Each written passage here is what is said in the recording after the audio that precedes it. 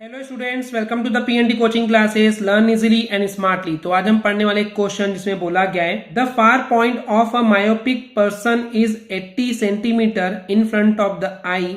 What is the nature and power of the lens required to correct the problem. तो इस question का मतलब है एक पर्सन है जिसको मायोपिक पर्सन बोला गया है।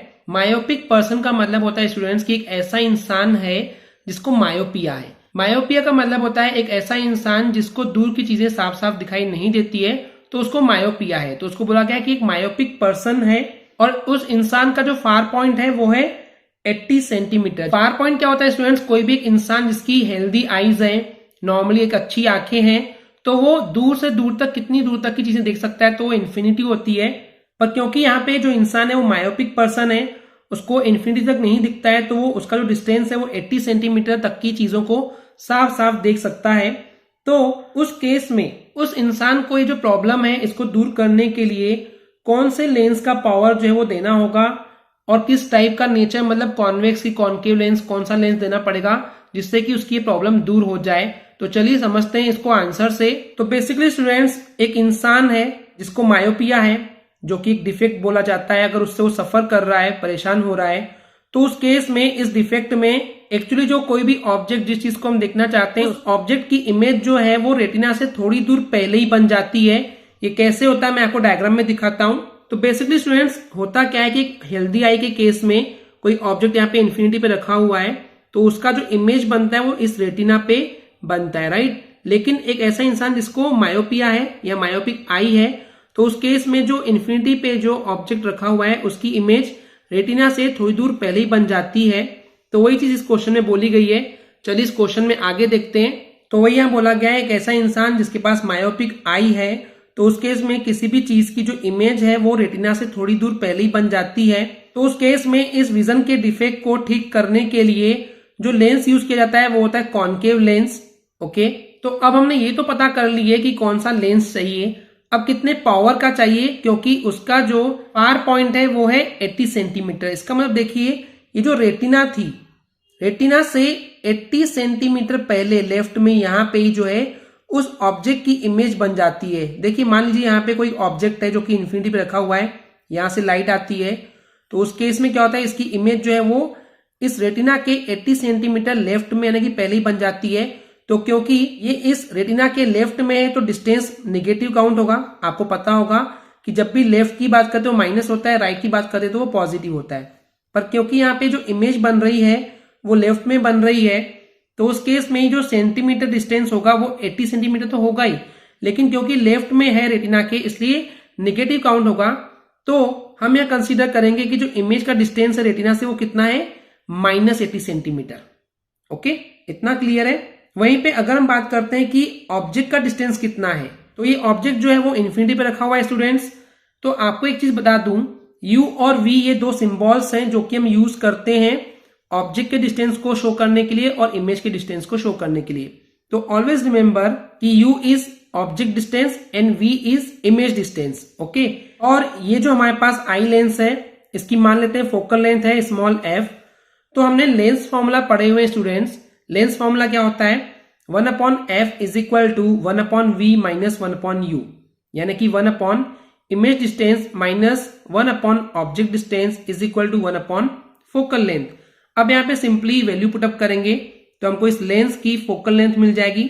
हो सकता है कि आपके माइंड में क्वेश्चन आ रहा हो स्टूडेंट्स कि हम फोकल लेंथ क्यों निकाल रहे हैं, हमको तो क्वेश्चन में बोला है पावर ऑफ लेंस निकालने के लिए।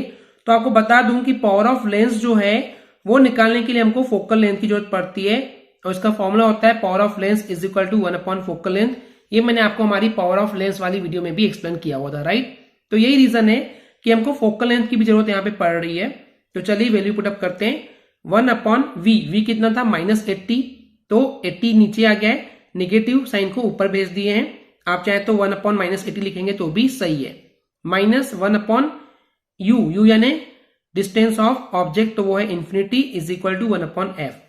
अब स्टूडेंट्स 1 को जब आप इन्फिनिटी से डिवाइड करते हैं तो ये लगभग हमको 0 मिल जाता है, तो इसको हम 0 कंसीडर करते हैं।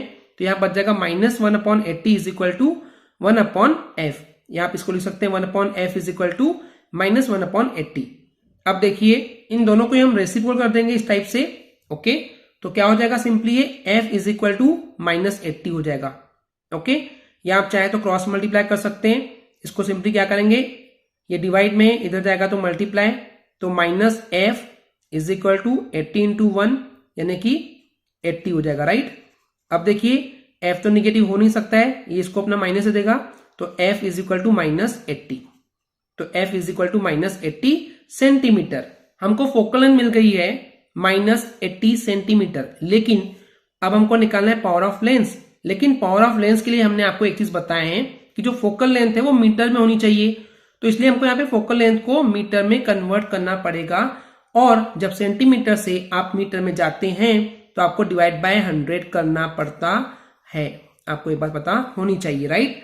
0 से 0 हो जाएगा कैंसल आउट, और 8 को जब डिवाइड करेंगे 10 से तो आएगा 0.8, और माइनस तो पहले से था, तो -0.8 ये सेंटीमीटर नहीं होगा स्टूडेंट्स, ये मीटर है। ओके, तो इस तरीके से जो फोकल लेंथ है वो मीटर में आ जाएगी -0.8 मीटर। पर क्वेश्चन में बोला है हमको निकालना है पावर ऑफ लेंस, तो power of lens is equal to होता है 1 फोकल लेंथ। तो वैल्यू पुटअप करते हैं, तो power of lens is equal to हो जाएगा 1 फोकल लेंथ है -0.8, वैल्यू पुटअप करेंगे।